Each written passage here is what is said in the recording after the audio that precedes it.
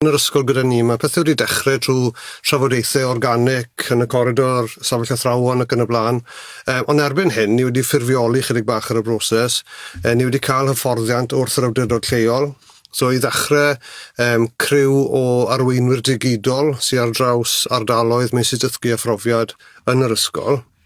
Mae hwnna nath Eryl Jones ddod mewn o'r sir i wneud hyfforddiant i ni ar Gemini, Notebook LM. Mae Notebook LM o fewn y platform hwb yn rhywbeth fi'n credu sy'n wir yn drawsnewidiol, a mae rhywbeth mae eisiau ni i afel ynddo. A fel adran, ni wedi dechrau defnyddio Notebook LM nawr i gynhyrchu nodiadau adolygu ar gyfer disgyblion tygau, lefel A ac yn y blaen.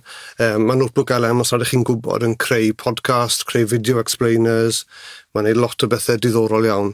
Ddim cweit na o ran dwyieithrwydd eto, felly mae hwnna'n rhywbeth mae eisiau ni drafod felly o ran mynediad dwyieithog hafal i ddisgyblion.